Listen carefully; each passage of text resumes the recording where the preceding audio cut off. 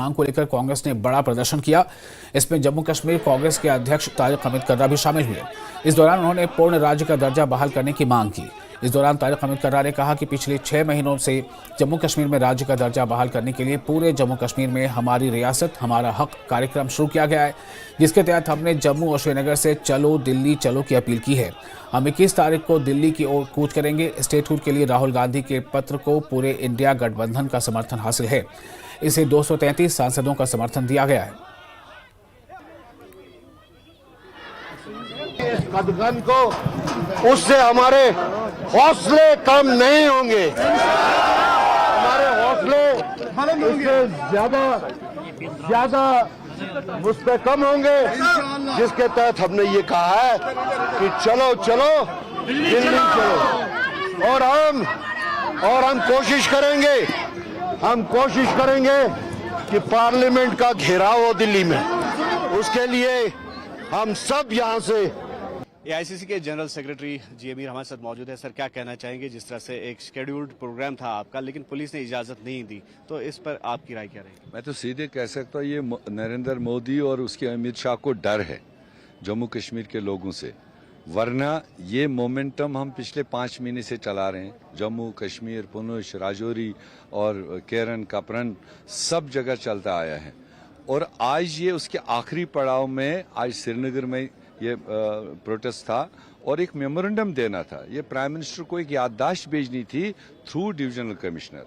तो उसमें जिस तरह से इन्होंने रोकने की कोशिश की, जगह जगह नॉर्थ कश्मीर से, साउथ कश्मीर से, सेंट्रल कश्मीर से जो दूर दराज इलाकों से वर्कर आ रहे थे, उनको रास्ते रास्ते रोका गया।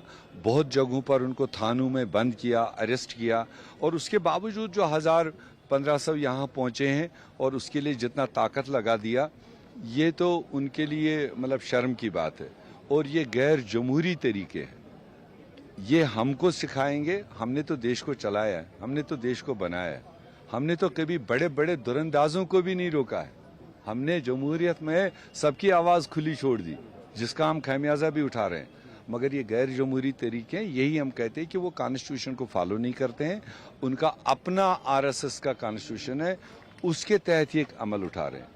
तो लिहाजा इनके रोकने से ये रुकेगा नहीं मोमेंटम, ये और तेजी से बढ़ेगा। ये जम्मू कश्मीर के लोगों की आवाज है और ये हम कल जम्मू में करेंगे, परसों दिल्ली तक पहुंचेंगे, पार्लियामेंट तक को आवाज सुनाने की कोशिश करेंगे। और फिर देना न देना उनका काम है। हमारा ये प्रोटेस्ट करना, दिल्ली पहुंचना, ये नहीं समझना चाहिए कि हम कोई भीख मांगने जा रहे हैं। भीख के लिए हम नहीं, ये हमारा मैटर ऑफ राइट है। ये उन्होंने अनडेमोक्रेटिक तरीके से तोड़ा है और फिर कमिटमेंट की है इलेक्शन होगा तो स्टेट रेस्टोर करेंगे। आज 10 महीने हो गए, इलेक्टेड गवर्नमेंट है, इलेक्टेड हाउस है, उनको एंगेज करना चाहिए था आज से 6 महीने पहले स्टेट को रेस्टोर कर। क्योंकि न करने से गुलाम अहमद मीर को या मेरे जैसे बहुत साथियों को कोई फर्क नहीं पड़ता है, मगर जम्मू कश्मीर का जो गरीब आवाम है, आम आवाम है, वो सफर कर रहे हैं। और यहाँ जो ड्यूअल पावर हाउस बना रखा है, एक तरफ राजभवन, एक तरफ सेक्रेटरीट, उसमें आम लोग पिस रहे हैं। ये मैं जानता हूँ, ग्राउंड पर लोगों के जरूरियात जिंदगी जो है, पीने का पानी का मसला हल नहीं हो रहा है, इरिगेशन, खेत सूख रहे हैं, वो मसला नहीं हो रहा है, बागात सूख रहे हैं, आपके हॉस्पिटल फंक्शन नहीं कर रहे हैं, आपके एजुकेशनल इंस्टीट्यूशन क्वालिफाई नहीं करते हैं पढ़ाई के लिए। तो ये रोजमर्रा की चीजें जो इस सिचुएशन में सफर कर रहे हैं। तो ये थे एआईसीसी के जनरल सेक्रेटरी जी मीर, तो जिन्होंने अपना रद्द-ए-अमल जो है वो जाहिर किया। और जिस तरह से हमने कहा कि एआईसीसी या जेकेपीसी की तरफ से एक मुजवजा प्रोटेस्ट मार्च यहाँ से निकलना था, जिसको फिलहाल पुलिस ने नाकाम बना दिया। हालांकि इसकी कंडेमनेशन जो है वो लीडरान ने की। और इसके साथ साथ जो लगातार ये डिमांड आ रहा है कि जम्मू कश्मीर का स्टेटहुड जो है वो रेस्टोर किया जाए। और कहीं ना कहीं कांग्रेस की तरफ से अब ये कोशिश रहेगी कि इस दबाव को ज्यादा से ज्यादा सरकार पर, मरकजी सरकार पर जो है बनाया जाए। न्यूज़ 18 के लिए ओयूब खान के साथ महर्षि दयानंद सरस्वती 200वीं जयंती के उपलक्ष्य में आर्य समाज की ओर से सम्मेलन का आयोजन किया गया। इस मौके पर उपराज्यपाल मनोज सिन्हा मुख्य तौर पर मौजूद रहे। उन्होंने अपने भाषण में कहा कि ऑपरेशन सिंदूर के तहत भारतीय सेना ने पाकिस्तान के नापाक इरादों को मिट्टी में मिला दिया।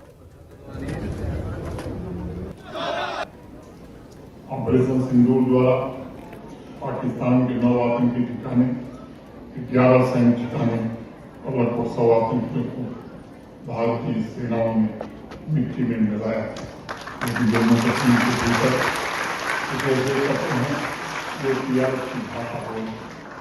हमारी पुलिस, हमारे सुरक्षा बल निरंतर प्रयत्नशील हैं जम्मू कश्मीर में शांति। 3 दशक से पाकिस्तान समर्थित आतंकवादी और पाकिस्तान में बसे आतंकवादी ग्रुप आम जम्मू कश्मीर वासियों का खून बहा रहे हैं, लेकिन आज भी कुछ लोग मर्यादा और लोक लज्जा भूलकर कुछ ऐसी जुबान बोलते हैं, मैं समझता हूं जो उचित नहीं है।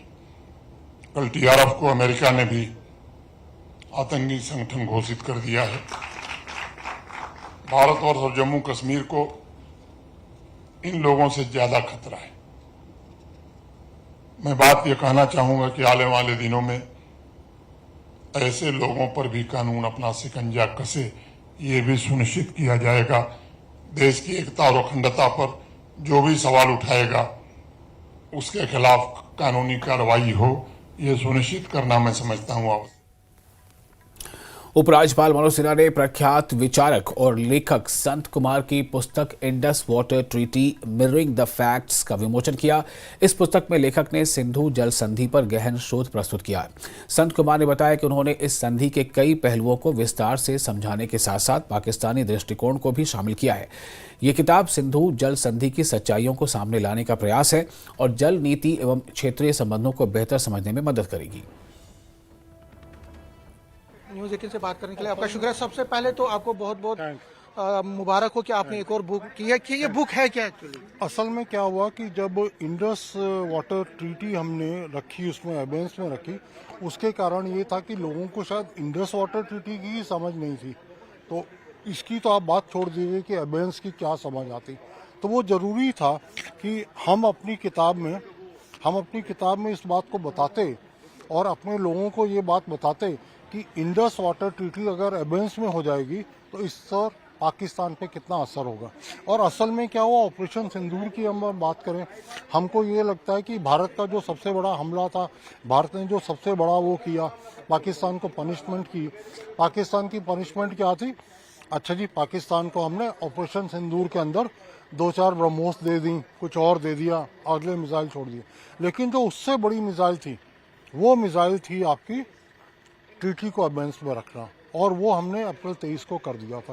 तो उस चीज़ को मैंने समझाने की कोशिश की है कि इंडस वाटर ट्रीटी एबेंस में जब होगी तो हमारा जो है पूरा का पूरा जो कुछ काम थे, जो इंडस वाटर ट्रीटी के कारण क्या होता था, हम पे कुछ कंस्ट्रेंट्स होते थे, कुछ चीज़ें हम पे रोकती थी हमको। कि इंडस वाटर ट्रीटी में हमने ये भी जोड़ दिया कि Pakistan point of view, Pakistan क्या चाहता है और उस ट्रीटी को किस तरह देखता है। और मेरा ये मानना है कि दोस्त का क्या मंतव्य है वो जानना एक बात है, लेकिन दुश्मन का जानना उससे ज़रूरी है। तो हमने पाकिस्तान के पॉइंट ऑफ व्यू को उसमें इंक्लूड करने की कोशिश की है। और बिब्लियोग्राफी उसमें बहुत अच्छी है, 23-24 जो है किताबें और आर्टिकल्स उनका हवाला है। वो इसलिए है कि उसको छोटे छोटे पॉइंट्स में समझाने की कोशिश की है कि आगे अगर किसी को बढ़ना है, आगे कोई रिसर्च करना चाहता है, इस चीज़ को करना चाहता है, तो वो ये किताब आपने जो पाकिस्तान पॉइंट ऑफ व्यू को इसमें डाला है, पाकिस्तान का पॉइंट ऑफ व्यू क्या है उसमें, क्या है इसमें? पाकिस्तान का पॉइंट ऑफ व्यू था, आप यूं समझ लीजिए कि जिस तरह गीदड़ भभकी होती है ना, पाकिस्तान ये कहता था इंडस वाटर ट्रीटी को कुछ भी किया, हम जाके ना, हम न्यूक्लियर पावर हैं, हम एक परमाणु वो हैं, परमाणु वाली शक्ति हैं, हम ऐसे नेशन हैं। और उन्होंने बहुत क्लियर कर दिया कि आप जो भी कीजिए। ऑपरेशन सिंदूर में क्या हुआ, कुछ नहीं कर पाए वो लोग। हमने उनकी जब 11 वो एयर बेसेस थे जब किए, उनके एयर डिफेंसेस फेल हो गए। जिस दिन हमने डिसाइड किया कि हम उनके एयर डिफेंसेस उड़ा देंगे, फिर हम निरंकुश थे, हम आगे कर सके। तो वही चीज़ अब भी है। बीजेपी प्रदेश संगठन महामंत्री अशोक कौल ने पुंछ दौरे पर मुख्यमंत्री ओमर अब्दुल्ला की 13 जुलाई की टिप्पणी पर प्रतिक्रिया दी। उन्होंने कहा कि 13 जुलाई 1931 की घटना की तुलना जलियांवाला बाग से करना गलत है और अब इन बातों को पीछे छोड़ देना चाहिए। उन्होंने जम्मू बनाम कश्मीर की राजनीति से बचने की बात कही। साथ ही उन्होंने कांग्रेस पर हमला करते हुए कौल ने कहा कि ऑपरेशन सिंदूर पर संसद में 3 दिन भी चर्चा हो सकती है। बीजेपी और पीएम मोदी कभी चर्चा से पीछे नहीं हटते। प्रधानमंत्री ने सभी दलों के नेताओं को विदेश भेजकर देश का पक्ष रखा, जिसमें शशि थरूर, ओवैसी और सभी राजनीतिक दलों के लोग शामिल थे। कांग्रेस के दिल्ली चलो आह्वान पर बीजेपी प्रवक्ता अल्ताफ ठाकुर ने तीखी प्रतिक्रिया दी है। उन्होंने कहा है कि कांग्रेस अब अलगाववादी संगठनों की भाषा बोल रही है, क्योंकि अतीत में ऐसे आह्वान वही करते थे। ठाकुर ने नेशनल कॉन्फ्रेंस और कांग्रेस को हर मुद्दे पर नाकाम बताया और राज्य के दर्जे की मांग को राजनीतिक हथकंडा करार दिया। उन्होंने माना कि कांग्रेस को अब एहसास हो गया है कि अनुच्छेद 370 इतिहास बन चुका है। पीडीपी विधायक वहीदुर रहमान पर्रा के बयान पर उन्होंने कहा कि भूमि अभिलेखों का उर्दू में डिजिटलीकरण बेहतर रहेगा ताकि हर वर्ग को समझने में सुविधा हो। बीजेपी तर्जुमान अल्ताफ ठाकुर हमारे साथ मौजूद है। सर, खैर मकदम में आपका। जिस तरह से कांग्रेस ने आज प्रोटेस्ट किया और वहां से ये नारा लगा कि दिल्ली चलो, यानी कि अब पार्लियामेंट को घेरने की तैयारी में कांग्रेस है, तो किस तरह से आप इसको देखते हैं? क्या धमकी है या मुजवजा प्लान है कांग्रेस का? देखिए, डबल स्टैंडर्ड है कांग्रेस का। कल तक यही कांग्रेस जम्मू कश्मीर में 370 को लेकर प्रोटेस्ट कर रही थी और 370 वापस लाने की बात कर रही है। कम से कम आज उन्होंने सच्चाई एक्सेप्ट की है कि 370 वापस आने वाला नहीं है, इसलिए अब स्टेटहुड की तरह वो चली गई। स्टेटहुड कमिटमेंट है पीएम साहब की और गृह मंत्री साहब की, ऑलरेडी वो कमिटमेंट है। अब जिस तरह से वो धूस और दबाव वाली ये सियासत करना चाहते हैं, ये वो गवर्नमेंट है जो किसी दबाव में न कभी आई है और न कभी आएगी। स्टेटहुड प्रॉमिस है जम्मू कश्मीर के लोगों के साथ, वो वापस आएगा। अब ये दिल्ली चलो, कौन सा चलो, क्या चलो, मुझे लगता है कि गिलानी और जितने भी यहाँ वो दूसरे अलगाववादी नेता थे जो हमेशा चलो की काल, उसी चलो को ये फॉलो कर रहे हैं। बेसिकली एक नया शोशा है जम्मू कश्मीर के अवाम को धोखा देने के लिए, क्योंकि ये कोलिशन में है नेशनल कॉन्फ्रेंस के साथ यहाँ जम्मू कश्मीर में, और ये फेल है। पिछले 9 महीनों से ये कुछ नहीं कर पाए, न इनकी गारंटियां पूरी हुई, न इनके वादे पूरे हुए, न कहीं पानी है, न बिजली है, न जॉब है, न गैस है, न चावल है। फेल है उनकी गवर्नमेंट। उससे अटेंशन डाइवर्ट कराने के लिए अब उस हुर्रियत के नक्श कदम पे चलो की काल इन्होंने दे दी है। स्वास्थ्य, शिक्षा और समाज कल्याण मंत्री सकीना इतू ने कुलगाम में सरकारी NTPHC और SGEP केंद्र का खुल का उद्घाटन किया और इस मौके पर उनके साथ DC अतर आमिर शफी खान समेत कई अधिकारी मौजूद रहे। पार्टी कार्यकर्ताओं को संबोधित करते हुए सकीना इतू ने कहा कि सरकार जनता की मदद के लिए प्रतिबद्ध है। उन्होंने कहा कि जम्मू कश्मीर का राज्य का दर्जा हमारा अधिकार है, जिसे अवैध रूप से छीना गया और इसे बहाल किया जाना चाहिए। साथ ही उन्होंने कहा कि उनकी पार्टी शहरी और पंचायत चुनाव के लिए पूरी तरह तैयार है। सब जानते हैं कैबिनेट सब कमेटी की रिपोर्ट जो है वो विदिन 6 मंथ्स के अंदर जो उमर अब्दुल्ला साहब ने सब कमेटी बनाई थी उससे अपनी रिपोर्ट पेश की है कैबिनेट में, और कैबिनेट के जरिए उस रिपोर्ट को जो है वो लॉ डिपार्टमेंट में भेजा गया है। जो हमारा काम है हमने कर दिया है। अब लॉ डिपार्टमेंट की ओपिनियन आती है तो उसके बाद उसको आगे ले जाएंगे। तो मैं बताऊंगी कि स्टेटहुड जो है वो जम्मू कश्मीर के लोगों का हक है। रियासत जम्मू कश्मीर एक बहुत पुरानी रियासत थी और एक बहुत बड़ी रियासत थी जो सबसे अहम रियासत मानी जाती थी। उस रियासत को तोड़-फोड़ किया गया है। उसके बाद पार्लियामेंट में होम मिनिस्टर साहब ने, ऑनरेबल होम मिनिस्टर साहब ने ये कहा है, अपनी कमिटमेंट की है कि रियासत का दर्जा जो है वो जम्मू कश्मीर को जल्द वापस दिया जाएगा। और मैं यही समझती हूँ कि होम मिनिस्टर साहब ने जो कमिटमेंट पार्लियामेंट के अंदर की है, हिंदुस्तान का जो पार्लियामेंट है वो सबसे अहम है, उसमें अगर कमिटमेंट की गई उस कमिटमेंट को पूरा करना चाहिए। और जम्मू कश्मीर के लोग कोई नई चीज नहीं मांग रहे हैं। स्टेटहुड हमारा हक है और ये हक जो है जिसको छीना गया है उस हक को वापस करना चाहिए, जिसके लिए ऑलरेडी नेशनल कॉन्फ्रेंस से एक रेजोल्यूशन असेंबली में पास किया, कैबिनेट में पास किया, वो रेजोल्यूशन आगे भेजा है। अब अगर इस पे कांग्रेस भी पहल कर रही है, बाकी लोग भी कर रहे हैं, करनी चाहिए, अच्छा कदम है। बल्कि स्टेटहुड जितना जल्दी हो सके उसको वापस देना चाहिए जम्मू कश्मीर के लोगों को। दिल्ली में भारत पाकिस्तान रिश्तों और शांति पर एक महत्वपूर्ण कार्यक्रम आयोजित किया गया, जिसमें नेशनल कॉन्फ्रेंस के विधायक तनवीर सादिक, लद्दाख के नेता करगिली, कांग्रेस के वरिष्ठ नेता मणिशंकर अय्यर और पाकिस्तान के पूर्व विदेश मंत्री खुर्शीद महमूद कसूरी ने हिस्सा लिया। तनवीर सादिक ने ऑपरेशन सिंदूर रोकने और बातचीत के लिए तीसरे देश की मध्यस्थता की जरूरत जताई। मणिशंकर अय्यर ने कहा कि कश्मीर मुद्दे को शिमला समझौते के तहत हल करना होगा। कसूरी ने दोनों देशों के बीच सहयोग और समझौते की बात कही है। 22nd April happened, and after that, the aftermath of that, I think Pakistan needs to do more than what it has been doing. I just heard the foreign minister speak. Definitely, we all can get a piece of paper and talk about a lot of things. We can definitely talk about right from 1947. But we live in 2025. What has happened is we can't walk on the beaten track. There has to be some out of box solution to it. And I think right now, what is most important for India and Pakistan is to ensure that both the slogan of Pakistan and Operation Sindoor needs to stop. The day you stop that is the day you will start a dialogue. First, I think the most constructive statement or suggestion that has come today has come from Sadiq Saab, the MLA from Jammu, that it is not only India that could take an initiative, but Pakistan too that could take the initiative. Do they want dialogue? In which case, since it was they who broke diplomatic relations in 2009, would they be prepared to restore diplomatic relations?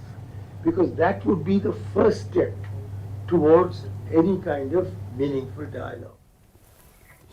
और दिल्ली में national conference के वरिष्ठ नेता और विधायक तनवीर सादिक ने news 18 से exclusive बातचीत में कहा कि भारत पाकिस्तान के रिश्तों को सुधारने के लिए बातचीत जरूरी है। उन्होंने ऑपरेशन सिंदूर को रोकने की बात कही और कहा कि दोनों देशों को बातचीत करनी चाहिए, लेकिन फिलहाल हालात ऐसे नहीं हैं। तनवीर सादिक ने तीसरे देश की मध्यस्थता में बातचीत की आवश्यकता भी जताई। उन्होंने कहा कि Indus water treaty Jammu Kashmir के साथ अन्याय थी और पानी का पहला अधिकार कश्मीर का है। पहलगाम हमले के बिना पानी बंद नहीं किया जाता। पाकिस्तान के बारे में जो ये पीस एंड रिकन्सिलिएशन वाले हैं, उन लोगों ने एक बात रखी, अच्छी शुरुआत है। किसी को तो जिसको कहते हैं आइस ब्रेक करना था। हम हमेशा समझते हैं कि जम्मू कश्मीर के दो पहलू हैं, एक इंटरनल पहलू है, एक एक्सटर्नल पहलू है। जहाँ तक इंटरनल पहलू है, हम बार बार ये कहते हैं कि स्टेटहुड रेस्टोर होना चाहिए। जो 2019 में हुआ वो शायद रियासत के साथ बहुत नाइंसाफ़ी हुई। अब आप सोचिए, आज भी जहां एक पॉलिटिकल पार्टी प्रोटेस्ट कर रही थी स्टेटहुड के लिए, उसको स्टेटहुड के लिए जो कॉन्स्टिट्यूशन में जो सुप्रीम कोर्ट ने, जो इस मुल्क के वज़ीर आज़म ने हमें वादा किया, उस पर भी बात नहीं कर सकते। और दूसरा पहलू है जो इसका एक्सटर्नल है, जहां होम मिनिस्टर साहब ने पार्लियामेंट में ये तक बोला है कि बात वहाँ वाले कश्मीर की बात करनी है, गिलगित की बात करनी है। तो ये डायमेंशंस तो हैं, बातचीत तो करनी है। लेकिन अगर आप मुझसे ये पूछेंगे कि ये मौजून वक्त है, शायद नहीं, लेकिन बातचीत से ही आपका हल होगा, उसके अलावा कोई रास्ता नहीं है। बिकॉज आपने ये 22 अप्रैल के बाद बाइसरन का देखा, उसके बाद जो ये दो कंट्रीज़ न्यूक्लियर फ्लैश पॉइंट पे आ गई थी। तो मुझे लगता है बातचीत के अलावा और कोई चारा नहीं है, और वही मुझे लगता है इसको आगे चलाना पड़ेगा। और वहीं अवामी नेशनल कॉन्फ्रेंस के उपाध्यक्ष मुजफ्फर शाह ने कहा कि ग्रेट ब्रिटेन और जर्मनी ने एक दूसरे के साथ समझौता किया और अगर ऐसा हो सकता है तो भारत पाकिस्तान भी ऐसा कर सकते हैं। जंग किसी समस्या का हल नहीं है। जब तक पीपल टू पीपल डायलॉग ना हो, अब वी आर नेबर्स, एक ही जबान बोलते हैं सब। और मैंने जो बात की, जिसके आप जिक्र कर रहे हैं, कि अगर ग्रेट ब्रिटेन और जर्मनी, जिन्होंने अपने दोनों मुल्कों को तबाह बर्बाद कर दिया वॉर से, डिजास्टर्स वहाँ पे कॉन्सिक्वेंसेस बने, मिलियंस मारे गए, और उनसे ज़्यादा क्या दुश्मनी थी? कहीं नहीं। उन्होंने जब इस दुश्मनी को ख़त्म कर दिया, और आज उनने कल जिसको कहते हैं केंजिंगटन डिक्लेरेशन लंदन में साइन किया between the prime ministers of great Britain and Germany, कि हम सिक्योरिटी को इंश्योर करेंगे आपस में, हम ट्रेड और कॉमर्स को इंश्योर करेंगे, हम पूरा इकोलॉजी और एनवायरमेंटल माहौल को इंश्योर करेंगे। और सबसे बड़ी चीज़ जो उन्होंने कही, we should be an eye opener for both Prime Minister Modi and Prime Minister of Pakistan as well as the Field Marshal Asim Munir साहब, कि कल ब्रिटेन के उसमें केंजिंगटन डिक्लेरेशन में ये तय हुआ कि अगर हमारे किसी भी मुल्क पर, दो में से एक पर, अगर कोई वार करता है तो दूसरा मुल्क उसकी डिफेंस के लिए खड़ा हो जाएगा। अगर वो वहाँ पे कर सकते हैं तो ये टाइम है कि यहाँ भी हो। और माननीय मोदी साहब से यही गुजारिश है, जो वो कहते रहते हैं आज चारों तरफ से, कि dialogue is the only way out, war is no solution. वो यूक्रेन के बारे में भी यही कहते हैं, गाज़ा के बारे में भी ये कहते हैं। मोदी साहब, अपने घर से शुरू करें। Let us ensure that there is no further war और violation between India and Pakistan, और डायलॉग पे टेबल पर लाएं। आप बड़े भाई हैं, इस हिंदुस्तान और पाकिस्तान के खित्ते में बिटवीन इंडिया एंड पाकिस्तान आपका फ़र्ज़ बनता है कि इस हॉस्टिलिटी को ख़त्म किया जाए। और फिलहाल छोटा सा ब्रेक लेंगे, ब्रेक के बाद खबरों का सिलसिला जारी रहेगा। आप बने रहिए न्यूज़ 18 के साथ।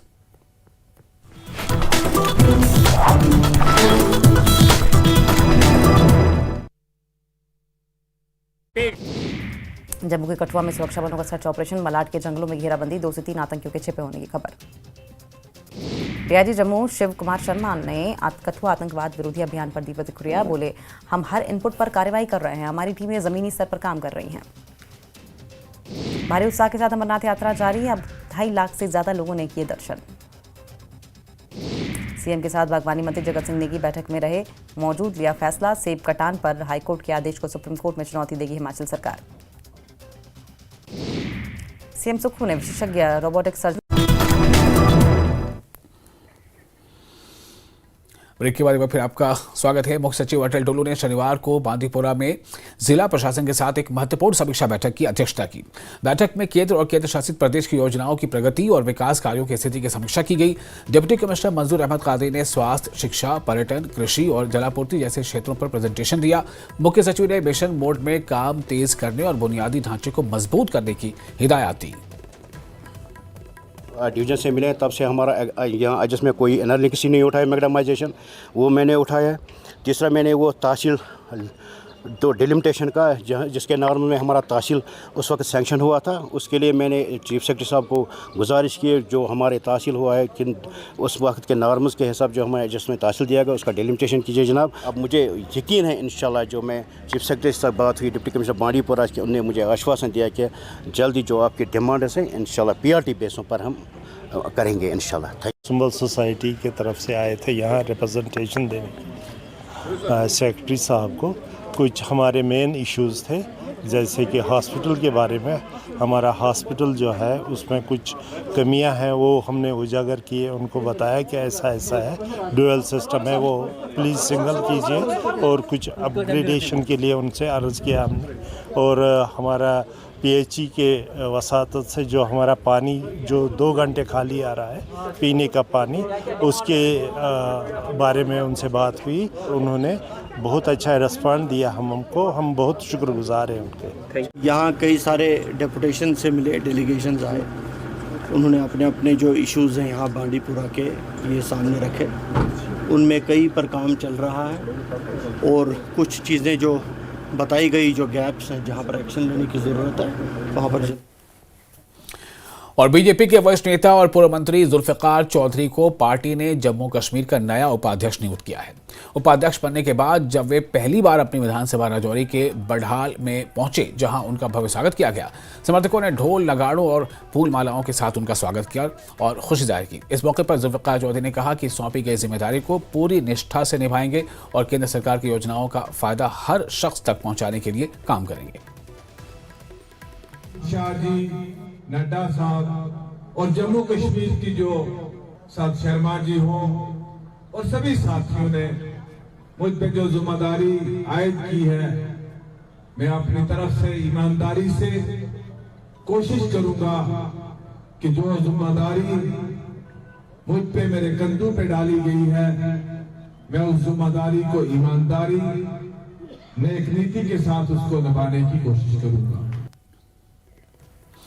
सोनावारी के सुंबल में ARTO मुदस्सिर अहमद ने यातायात प्रवर्तन अभियान चलाया। ये अभियान सड़क सुरक्षा बढ़ाने और नियमों के उल्लंघन पर लगाम लगाने के उद्देश्य से किया गया। अभियान के दौरान कई वाहनों के चालान किए गए और जुर्माना भी लगाया गया। वहीं ARTO ने सभी ट्रांसपोर्टरों और चालकों से यातायात नियमों का सख्ती से पालन करने की अपील की। उन्होंने चेतावनी दी कि नियम तोड़ने वालों के खिलाफ सख्त कार्रवाई की जाएगी। उनका कहना था कि ऐसे अभियान सड़क सुरक्षा के लिए बेहद जरूरी हैं। देखें, जैसे आप देख रहे हैं आज हमारा एक्सटेंसिव ड्राइव चल रहा है ऑन द डायरेक्शंस ऑफ वर्दी, जो हमारे कमिश्नर सेक्रेटरी साहब हैं और साथ में ट्रांसपोर्ट कमिश्नर हैं। हमें हदायत है कि स्ट्रिक्टली जो है ट्रैफिक रूल्स को जो है इम्प्लीमेंट किया जाए और वायोलेटर्स को खासकर जो है अंडर रूल्स जो भी उनकी पनिशमेंट बन रही है उनको पनिश किया जाए। आप देख रहे हैं हालांकि गवर्नमेंट भी कितना कोशिश कर रही है, अवेयरनेस प्रोग्राम्स हो गए हैं, लेकिन तब भी बदकिस्मती से लोग जो हैं अभी भी कोई भी ट्रैफिक रूल्स को फॉलो नहीं कर रहा है। तो हम आपके ज़रिए लोगों को अपील करते हैं कि मेहरबानी करके ट्रैफिक रूल्स को फॉलो करें। ये सारे जो है सेफ्टी मेजर्स आपके लिए हैं, आपकी लाइफ सेव करने के लिए डिपार्टमेंट जो है हमें ही रोड पे आना पड़ता है। तो ये ड्राइव्स जो हैं आज इस वक्त सुंबल में है, इवनिंग में हम दूसरी लोकेशन पे करेंगे। तो सुबह हम 8 बजे से अभी जो है इस काम में लगे हुए हैं। तो मेरी रिक्वेस्ट रहेगी सभी लोगों से, खासकर जो हमारे बांडीपुरा के रेजिडेंट्स हैं, कि ट्रैफिक रूल्स को जो है प्रॉपरली फॉलो करें। अदरवाइज जो है डिपार्टमेंट जो है स्टर्न एक्शन लेगा। डिपार्टमेंट जो है इसमें किसी भी किस्म की लीनियंसी नहीं करेगा। सांबा के सीमावर्ती गांव अबताल काटला में किसानों ने डीसी कार्यालय के बाहर विरोध प्रदर्शन किया। किसानों ने अपनी पुश्तैनी जमीन से बेदखल किए जाने के खिलाफ प्रशासन से इंसाफ की मांग की। किसानों का कहना है कि वो 3 पीढ़ियों से उस जमीन पर खेती कर रहे हैं, लेकिन अब अचानक उन्हें वहां से हटाया जा रहा है। प्रदर्शनकारियों ने इसे नाइंसाफी बताया और जिला प्रशासन से जमीन पर फिर से अधिकार दिलाने की अपील की। किसानों की मांग है कि किसी भी कार्रवाई से पहले निष्पक्ष जांच और सुनवाई की जाए। मसला है कि पिछले कुछ दिनों से रेगुलर इनको रेवेन्यू डिपार्टमेंट द्वारा जो हरासमेंट की जा रही है, रोज़ इनको कभी किसी पटवारी का फ़ोन आता है, कभी किसी अहदेदार का फ़ोन आता है कि आपकी जगह में निशानदेही के लिए आ रहे हैं, आपके पास स्टेट लैंड है, आपकी स्टेट लैंड निकलवा दी जाएगी। मसला ये है कि अगर कोई एंटी इंक्रोचमेंट ड्राइव चल रही है तो वो सिर्फ अबताल काटला में नहीं चलनी चाहिए, वो पूरे सांबा, पूरे जम्मू कश्मीर में चलनी चाहिए। ऐसा कौन सा कानून आ गया कि रातों रात सिर्फ कुछ चुनिंदा लोगों को हरास किया जा रहा है? मसला यह है कि इनके जो चुनिंदा नुमाइंदे जिनको वोट देकर इन लोगों ने सरपंच बनाया, अपनी पर्सनल रंजिशों के चक्कर में वो इनको टारगेट करके इनके खिलाफ पर्सनली एप्लीकेशंस देते हैं, कंप्लेंट्स फाइल करते हैं कि इस बंदे के साथ क्योंकि उनके कहे के अनुसार शायद वो नहीं चलते हैं कि इनके पास स्टेट लैंड है, इनकी स्टेट लैंड निकलवाई जाए। तो उस वजह से आए दिन इनको जो हरासमेंट हो रही है, इनको ये डर, कई दिनों से इनके घर में खाना नहीं पका, क्योंकि ये लोग टोटली डिपेंडेंट हैं उस जगह पर जो इनकी पिछली तीन पीढ़ियाँ जिस ज़मीन को तैयार करने में, जिस भरण पोषण करने में जो बीत गई, आज अचानक से रातों रात एक फैसला आता है या रातों रात एक कंप्लेन इनके खिलाफ की जाती है कि इनकी वो जगह निकलवाई जाए। तो जो इनको हरास किया जा रहा है चुनिंदा लोगों की रंजिश के चलते डिपार्टमेंट द्वारा, तो वो हरासमेंट बंद होनी चाहिए। यही लोग आज डीसी साहब से मिलने हैं, यही गुजारिश करने कि अगर कोई ऐसी एंटी एंक्रोचमेंट ड्राइव चल रही है तो वो सिर्फ अबताल काटला में ही। श्रीनगर में एक भारत श्रेष्ठ भारत थीम पर समूह थिएटर ने 2 दिवसीय सावन महोत्सव का आयोजन किया। पहले दिन ही महोत्सव में बड़ी संख्या में लोगों ने हिस्सा लिया। बच्चों के कई समूहों ने मंच पर प्रेम, भाईचारे और एकता का संदेश देते हुए रंगारंग प्रस्तुतियां दी। आयोजकों ने बताया कि इस महोत्सव का मकसद भारत की विविधता में एकता को उजागर करना और देश भर में एकता का संदेश फैलाना है। एक भारत श्रेष्ठ भारत के तहत जो सावन फेस्टिवल है वो यहाँ पर ऑर्गेनाइज हुआ है समूह थिएटर्स की जानिब से। तो इस सब पर बात करने के लिए हमारे साथ मौजूद है अनीता चंदपुरी, जो कि ऑर्गेनाइजर है इस फेस्टिवल की। मैम, इस फेस्टिवल के बारे में जानना चाहिए। हम हर साल इन नन्हे बच्चों के साथ अपना एक फेस्टिवल ऑर्गेनाइज करते हैं, जो भी हमारा थीम होता है। इस बार का हमारा जो अभी चल रहा है मोदी जी का कि एक भारत श्रेष्ठ भारत, आप कहेंगे कि आपने इस कार्यक्रम का जो थीम है एक भारत श्रेष्ठ भारत क्यों रखा? आप देख सकते हैं कि यहाँ पे पंजाबी, हिंदी, कश्मीरी और भी लैंग्वेजेस में सब बच्चे डांस कर रहे हैं। मतलब श्रेष्ठ भारत, एक अलग अलग लैंग्वेजेस हो सकती लेकिन भारत एक है। तो ये मैसेज देना चाहते हैं हम इन नन्हे फरिश्तों की तरफ से कि ये हमारा एक प्रोग्राम करने का मकसद है कि आने वाली जो हमारी युवा है, जो हमारे छोटे छोटे बच्चे हैं, वो पढ़ाई के साथ साथ और भी बहुत कुछ कर सकते हैं अगर उनमें लगन हो। तो ये हम हर साल यहाँ कुछ ना मतलब नए नए थीम्स को लेके हम इनिशिएटिव लेते हैं, क्योंकि हमारे यहाँ से समूह थिएटर से मुझे मतलब बहुत बताते हुए फख्र होता है कि ऐसे भी बच्चे निकले जो आज बॉलीवुड में काम करे, जिनको आज सलमान खान बैनर्स में काम कर रहे, जो आज बहुत सारे और भी मतलब प्रोडक्शंस में काम कर रहे हैं। तो जिस तरह से आपने कहा कि एक तो मुनासिब प्लेटफॉर्म मिल रहा है, तो हम देख रहे हैं कि माशाल्लाह काफ़ी टैलेंट है हमारे बच्चों में, और दूसरा नेशनल इंटीग्रेशन के तई इनका रुझान पैदा करना, तो किस तरह की कोशिश है? देखिए, मैं चाहती हूँ कि हर एक जो हमारा भारतीय इस तरीके की छोटी छोटी कोशिशों से हम लोग अपने जो भारत को है या अपने जम्मू कश्मीर को एक बहुत सुंदर जम्मू कश्मीर और बहुत सुंदर भारत बना सकते, क्योंकि बच्चों से बेटर मैसेज कोई नहीं दे सकता। आप देख रहे हैं ये बच्चे कितना अच्छा मतलब एक मिलन का जो है मैसेज दे रहे हैं, चाहे कोई भी लैंग्वेज है, चाहे कोई भी स्टेट है, लेकिन एक है भारत, एक है, श्रेष्ठ है। तो क्या मैसेज रहेगा ओवरऑल, अगर अपने चिल्ड्रन की बात करेंगे तो क्या जम्मू कश्मीर के बच्चों के नाम पाएगा? मैं जम्मू कश्मीर के बच्चों को यही बोलना चाहूंगी कि पढ़ाई के साथ साथ अगर आप और भी एक्टिविटीज में इन्वॉल्वमेंट लेते हैं अपनी बहुत अच्छी बात है।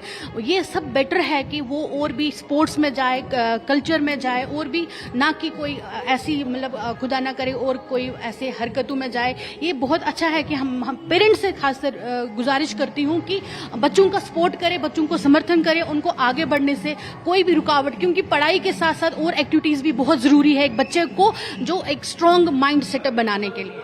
वहीब खान के साथ न्यूज़ 18 के लिए श्रीनगर से मुदस्सिर कादरी। जम्मू कश्मीर पुलिस, एसडीआरएफ और अन्य सुरक्षा एजेंसियों ने सोनमर्ग के गगनगीर इलाके में मॉक ड्रिल का आयोजन किया। इस अभ्यास का मकसद आपात स्थितियों में त्वरित प्रतिक्रिया सुनिश्चित करना रहा। मॉक ड्रिल के दौरान सभी एजेंसियों ने अपनी अपनी भूमिकाएं निभाई और आपदा प्रबंधन की तैयारियों का आकलन किया गया। अधिकारियों ने कहा कि इस तरह के ड्रिल से न सिर्फ कर्मियों की दक्षता बढ़ती है, बल्कि ये और ज्यादा प्रॉम्प्टली काम करते हैं।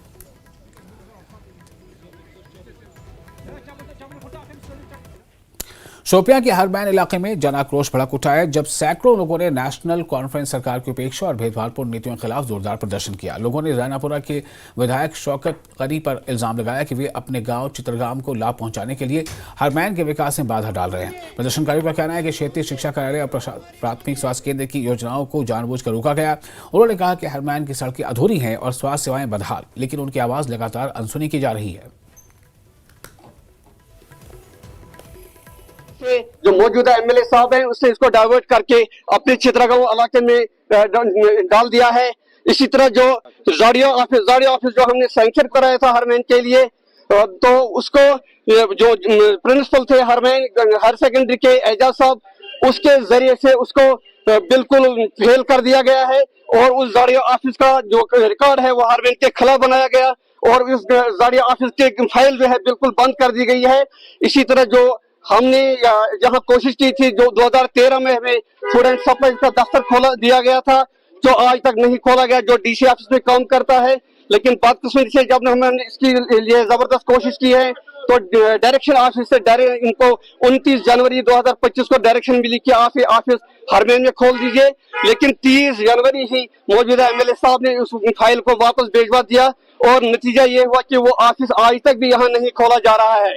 हमें बहुत सारी मुश्किलात का सामना करना पड़ रहा है। खासकर हमारा अस्पताल जो है इसमें कोई डॉक्टर ही नहीं है, अगर है भी कोई तो यही छोटे मोटे डॉक्टर्स लाए गए प्रैक्टिस के लिए। जब प्रैक्टिस उनकी पूरी होती है तो फिर उसको उठाते डिस्ट्रिक्ट अस्पतालों में डालते हैं और हमें प्रॉब्लम होती है। दूसरी बात, हमारा यहाँ पे फूड दफ्तर था, वो हमको सैंक्शन भी हो गए, सैंक्शन होने के बाद भी उसको यहाँ शिफ्ट नहीं किया गया। फायर सर्विस उसको भी यहाँ पर सैंक्शन हुआ, जमीन भी देखी, उसके लिए फंड्स भी आए, लेकिन वो भी पता नहीं किसने लिया, कहाँ गया वो। अब आप चाहते हैं क्या? हम ये चाहते हैं कि हमारी जो भी यहाँ पे जरूरत है वो पूरी करे, बस। अगर वो पूरी नहीं होगी तो हम प्रोटेस्ट के लिए खड़ा हो जाएंगे आने वाले 2-3 दिनों में। और फिलहाल एक छोटा सा ब्रेक लेंगे। ब्रेक के बाद खबरों का सिलसिला जारी रहेगा। बने रहिए न्यूज़ 18 के साथ। मैं हूं विशाल।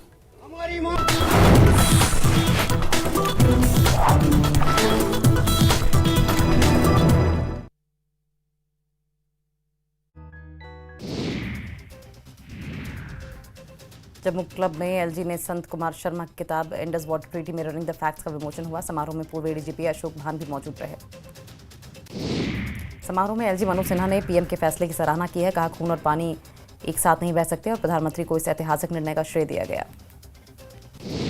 स्टेटहुड की मांग को लेकर श्रीनगर में कांग्रेस का प्रदर्शन। तारिक हमीद कारा बोले, दिल्ली में संसद का करेंगे घेराव, राज्य का दर्जा लेकर रहेंगे।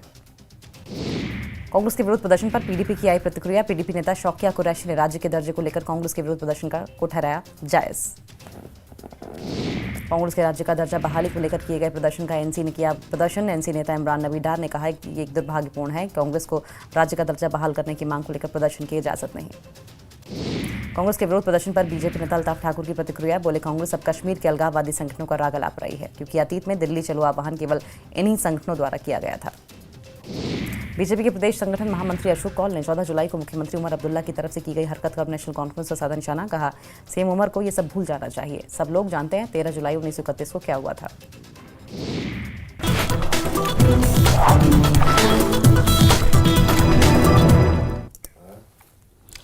ब्रेक के बाद एक बार फिर आपका इस्तकबाल है। आप देख रहे हैं जम्मू कश्मीर न्यूज। बांडीपोरा के सामाजिक कार्यकर्ताओं और लोगों ने सेमी रिंग रोड परियोजना के तहत चल रहे निर्माण कार्य पर चिंता जताई है। इन लोगों का आरोप है कि इसमें घटिया मिट्टी का इस्तेमाल किया जा रहा है, साथ ही निर्धारित नियमों का उल्लंघन किया जा रहा है। इन लोगों ने जिला प्रशासन से मुदाखलत करने और यह सुनिश्चित करने की अपील की है कि निर्माण में नियमों का कड़ाई से पालन किया जाए। साथ ही इन लोगों ने निर्माण कार्य का समय समय पर निरीक्षण करने की भी अपील की है। आप देख लीजिए, अगर आप ये इनके जो ऑर्डर हैं, जो उनको अलॉटमेंट मिली है, उसमें क्लियर कट लिखा हुआ है कि जो ट्रेंच रोड के साथ ये जो ट्रेंच यहाँ पे एक्सक्यूट जो मिट्टी कर रहे हैं, इनको 2 किलोमीटर रेडियस में या तो किसी जगह इनको डंपिंग साइड होनी चाहिए, या जो आसपास के इलाके हैं वहाँ पे कोई प्लेग्राउंड हो, ईदगाह हो, या कोई भी पब्लिक पार्क डेवलप इससे कर सकते हैं। लेकिन इनको क्या करना था, इनको गुड अर्थ वहाँ से लेके आनी थी, फिर यहाँ पे ये जो कंपैक्ट करनी थी। लेकिन उसके बदले में क्या कर रहे हैं, यहाँ से जो मिट्टी उठाते हैं वहाँ डालते हैं 1 किलोमीटर की दूर पे, वहाँ से लेके आते हैं, यहाँ पे लोगों को कंफ्यूज कर। रिंग रोड यहाँ से जारी है, तो उस पर काम जब शुरू हुआ तो all the people are very excited, we are all excited. लेकिन उसके बाद जब काम शुरू हुआ तो काम भी अच्छी तरह से शुरू हुआ, लेकिन पिछले कई माह से हम देख रहे हैं कि कुछ खदशात ज़ाहिर हैं। ओब्वियसली जो कंक्रीट वर्क चल रही है, उसका जो मलबा है, जो वहाँ से नीचे से वो उसकी मिट्टी आ रही है, वो मड होती है, और उस मड को कई जगह इस्तेमाल किया गया। यहाँ पर उनको कहीं और डंप करना था, वो तो यहाँ रोड में डंप लगाया जाए, यानी कि जो गुड अर्थ का यहाँ सप्लाई करनी थी, उसके बदले कई सारी जगहों पर यहाँ वो जो मड है उसको जो कहीं और डंप करना था उसको यहाँ ला गया। लेह में शिक्षा, महिला, बाल, युवा और खेल संबंधी विभाग से संबंधित संसदीय स्थायी समिति PSC की एक बैठक हुई। बैठक में केंद्र शासित प्रदेश लद्दाख में स्कूली शिक्षा की प्रगति का आकलन किया गया। बैठक की अगुवाई समिति के अध्यक्ष और राज्यसभा सांसद दिग्विजय सिंह ने की। इस दौरान उन्होंने शिक्षा में उन्नत बुनियादी ढांचे, स्थानीय भाषाओं और संस्कृति को बढ़ावा देने के साथ दूर दराज के क्षेत्रों में बेहतर कनेक्टिविटी के माध्यम से स्कूली शिक्षा को मजबूत करने पर जोर दिया। बैठक में प्राथमिक विद्यालयों, आवासीय विद्यालय सुविधाओं, छात्रावासों, समग्र शिक्षा के तहत व्यावसायिक शिक्षा और बजटीय विवरण को लेकर चर्चा की गई। बैठक में शिक्षा विभाग के अलावा प्रशासन के आला अधिकारी मौजूद रहे।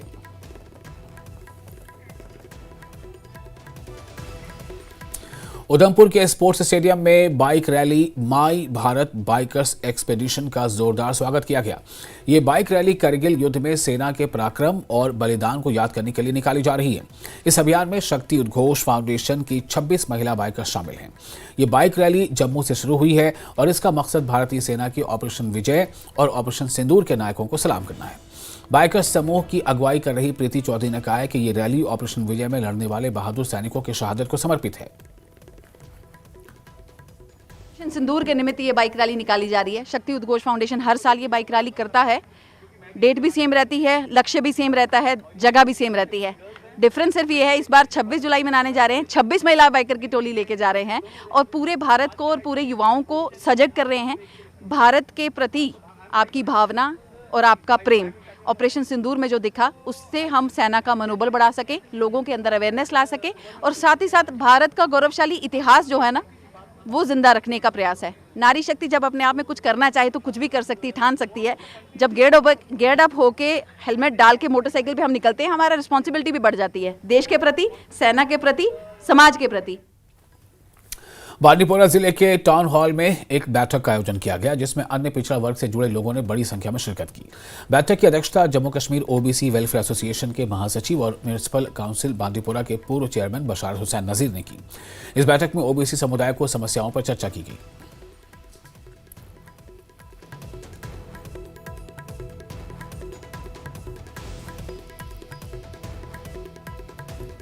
तवील खामोशी के बाद जबकि यहाँ सरकार भी बनी, यहाँ हमारे MLA साहिबान भी बने, तो लोगों की जो मसाइल हैं, लोगों के जो मुश्किलात हैं, उनको देखकर दिल मजरूह हुआ है। और आज हम मजबूर हुए हैं इकट्ठा होने के लिए और अरबाब इक़्तिदार को ये बावर कराने के लिए कि इस खामोशी को आप हमारी कमज़ोरी न समझें और बांडीपोरा की जो तामीर व तरक्की है वो धीमी पड़ गई है और तामीर व तरक्की का कोई नाम व निशान नहीं।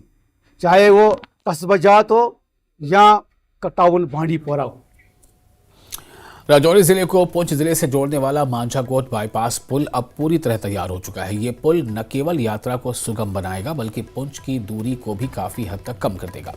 सीमा सड़क संगठन बीआरओ ने इस पुल का निर्माण 2 साल पहले शुरू किया था और अब उसका काम अंतिम चरण में है। स्थानीय लोगों ने पुल के लगभग तैयार हो जाने पर संतोष और खुशी का इजहार किया है। उनका मानना है कि इससे आवाजाही आसान होगी, व्यापार, शिक्षा और स्वास्थ्य सेवाओं को नई रफ्तार मिलेगी। ब्रिज जो है वो तैयार हो चुका है। ये ब्रिज जो है वो राजौरी और पुंछ को जोड़ेगा और इसके साथ साथ दर्जनों गांवों को भी जोड़ने वाला है। मैं आपको तस्वीरें दिखाना चाहता हूँ। ये ब्रिज जो है काफी अरसे से इसका काम जो है वो चल रहा था, अब लगभग इसका काम जो है वो मुकम्मल हो चुका है। राजौरी पुंछ हाईवे पे ये एक अहम ब्रिज है क्योंकि इस ब्रिज के कंप्लीट होने से राजौरी से पुंछ का रास्ता कम हो जाएगा और राजौरी और पुंछ को कनेक्ट करने वाला यही एक ऐसा ब्रिज था जिसका काम अधूरा था और इसका काम पूरा होने से ये जो मंजाकोट बाईपास ब्रिज है न सिर्फ राजौरी और पुंछ का रास्ता कम होगा बल्कि दर्जनों गांव जो हैं वो इससे कनेक्ट होंगे और लोगों की ये पुरानी मांग थी कि इस पुल के काम को जल्द मुकम्मल किया जाए और बीआरओ ने इस काम को लिया था और पिछले कुछ अरसे से बीआरओ इस पर काम कर रही थी, लेकिन अब जो है ये पूरी तरह से मुकम्मल हो चुका है। बहुत ही फायदेमंद रहेगा ये रास्ता, हमारे लिए बहुत शॉर्ट हो जाएगा पुंछ जाने के लिए और जो आसपास के गांव हैं उनको भी इस पुल का बहुत ज़्यादा फायदा है। जो 3 से 4 घंटे यहाँ लगते थे लेकिन इस पुल के मुकम्मल होने से अब मात्र 1 घंटा या सवा घंटा ही जो है पुंछ के लिए लगेगा और ये बहुत ही अहम पुल जो है माना जाता है। ये बाईपास पुल है राजौरी मंजाकोट के एरिया में और दर्जनों गाँव को ये पुल जोड़ने वाला है। न्यूज़ 18 के लिए राजौरी से शक्ति शर्मा। अवंतीपुरा इलाके में पिछले कई वर्षों से जारी खनन पर प्रतिबंध ने स्थानीय लोगों की आजीविका पर गहरा असर डाल दिया है। इस मुद्दे को लेकर भाजपा नेता फारूक अहमद ने सरकार से इस प्रतिबंध को हटाने की मांग की है। फारूक अहमद का कहना है कि उन्होंने सरकार से अपील की है कि लोगों के हित में जल्द से जल्द इस पाबंदी को हटाया जाए ताकि उन्हें फिर से जीविका के साधन मिल सके और आर्थिक स्थिति सुधर सके। ये जो मसला है ये इन्होंने परमिशन बाज़ाब्ता बनाया था, उसमें हमारे डीएमओ साहब भी या डिस्ट्रिक्ट एडमिनिस्ट्रेशन डीसी साहब भी थे, उन्होंने बाज़ाब्ता इनको परमिशन दिया था। मगर बदकिस्मती से इनको कल वहाँ ये जो मशीनरी है मेन मशीनरी कल चढ़ानी थी, इन्होंने आज चढ़ाई थी। उस ज़मीन में मैं डीसी साहब से गुजारिश करना चाहता हूँ और डीएमओ साहब से गुजारिश करना चाहता हूँ अगर इनसे कोई गलती हुई है तो उसको दरअंदाज करके इनका जो रोजगार है वो इसी पे चलता है। बांदीपोरा जिले के सुंबल क्षेत्र में स्थित स्टेट बैंक ऑफ इंडिया की शाखा में भारी स्टाफ की कमी को लेकर पीडीपी नेता सैयद सज्जाद हुसैन ने चिंता जताई है। उन्होंने कहा कि ये शाखा पूरे सोनावारी इलाके के लिए अहम है, लेकिन फिलहाल यहां केवल 2 कर्मचारी ही काम संभाल रहे हैं। इससे न केवल बैंकिंग सेवाओं में देरी हो रही है बल्कि आम जनता को भी भारी दिक्कतों का सामना करना पड़ रहा है। जो भी स्कीमें गवर्नमेंट लागू करता है उनको यहाँ पर स्टाफ ना होने की वजह से ये इल्तिमा में पड़े हुए हैं। आप देखिए बार बार हम इनको ये इतला देते हैं इसके बारे में कि अपने बैंक को ज़रा स्टाफ प्रोवाइड किए ताकि आम इंसान को फ़ायदा मिले और इन स्कीमों का फ़ायदा जो गवर्नमेंट ऑफ इंडिया ने यहाँ पर लागू करके रखी है बिल्कुल कोसों दूर है आवाम इससे। आवाम की बात का निपटारा किया जाए और यहाँ पर माकूल स्टाफ की भर्ती की जाए। स्टेट बैंक ऑफ इंडिया में अब ज़्यादा देख रहे हैं, आप देख रहे हैं 2 बंदे काम कर रहे हैं। 2 बंदे कितना काम करेंगे दिन भर, कितने निपटारा करेंगे? उनके पास हज़ारों में अकाउंट्स आते हैं, रोज़ अकाउंट्स खोलने होते हैं। इससे मैं इस्तदा करता हूँ कि आपकी वसातत से ये आवाज़ हमारी ऊपर आला अकामों तक पहुँचे ताकि इसका जम्मू पठानकोट राष्ट्रीय राजमार्ग पर सांबा जिले में नया बस स्टैंड पूरी तरह बनकर तैयार हो गया है। इस प्रोजेक्ट के पूरा होने से स्थानीय लोगों में खुशी की लहर है। निवासियों ने इसे जिले के विकास की दिशा में एक बड़ा कदम बताया और प्रशासन से जल्द इसे जनता के लिए चालू करने की मांग की। लोगों का मानना है कि यह बस स्टैंड न सिर्फ यातायात सुविधाएं बेहतर करेगा बल्कि व्यापार और रोजगार के नए अवसर भी पैदा करेगा।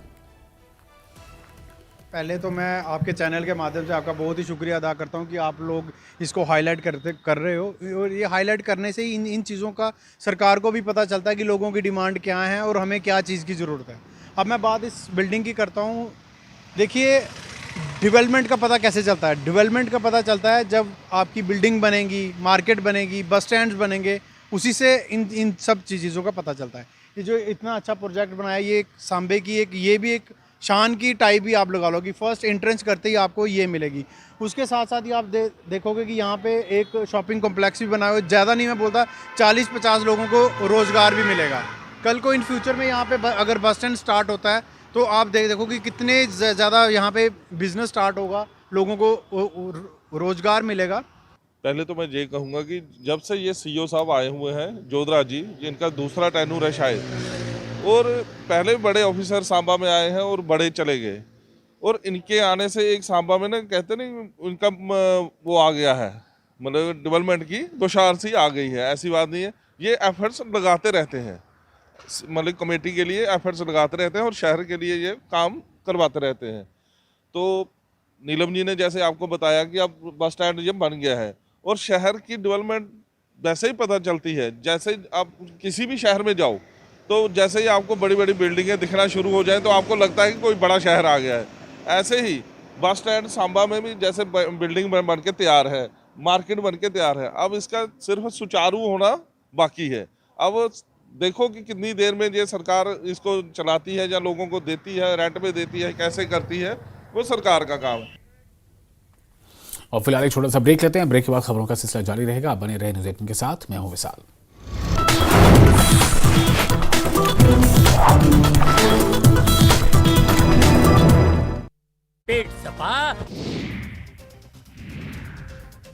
जम्मू क्लब में एलजी ने संत कुमार शर्मा की किताब Indus water treaty mirroring the facts का विमोचन हुआ। समारोह में पूर्व एडीजीपी अशोक भान भी मौजूद रहे। समारोह में एलजी मनोज सिन्हा ने पीएम के फैसले की सराहना की है। कहा खून और पानी एक साथ नहीं बह सकते और प्रधानमंत्री को इस ऐतिहासिक निर्णय का श्रेय दिया गया।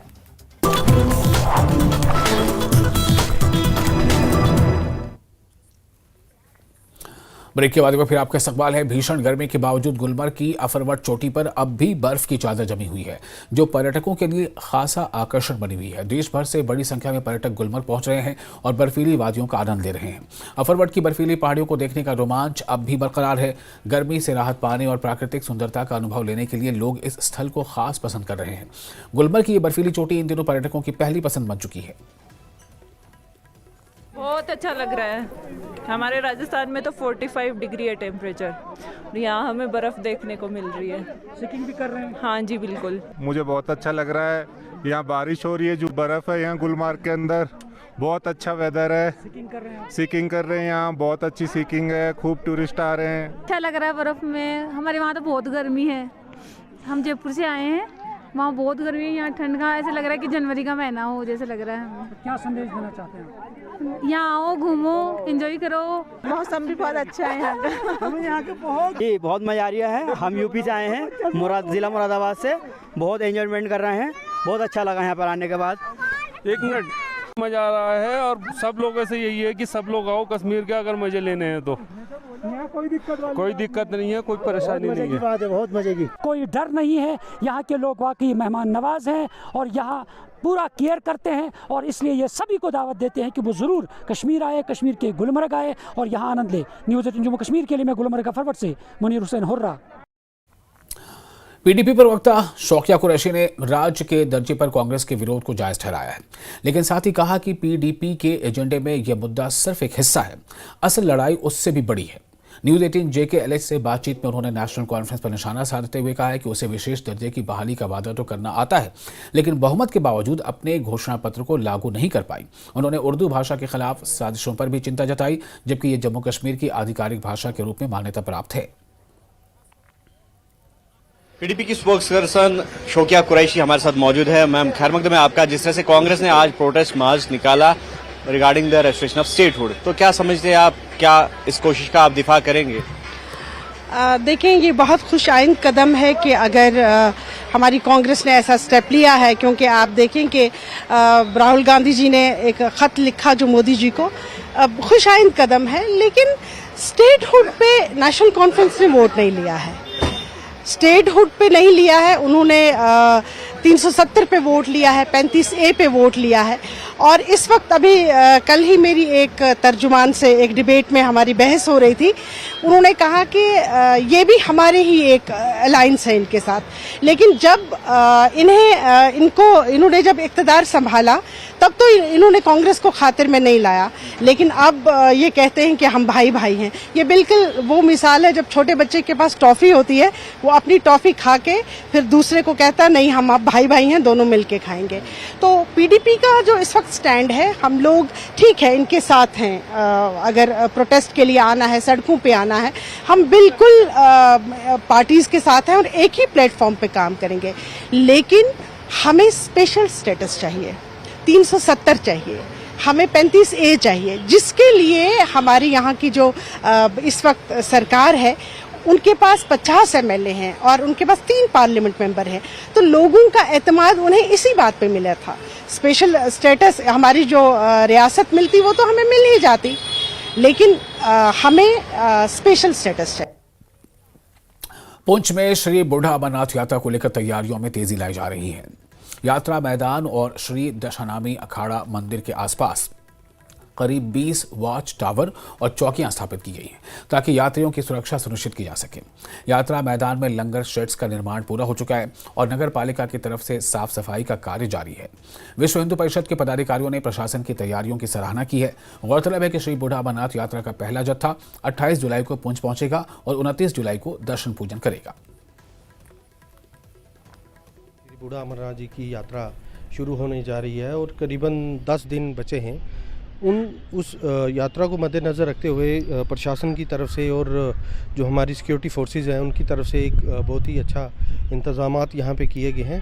अगर सुरक्षा की दृष्टि से हम देखें तो यहाँ पे चाक चौबंद सुरक्षा कर दी गई है। लोकल अरेंजमेंट्स की बात करें, श्री दशनामी अखाड़ा जो कमेटी की तरफ से भी बड़े अच्छे इंतज़ामात किए गए हैं।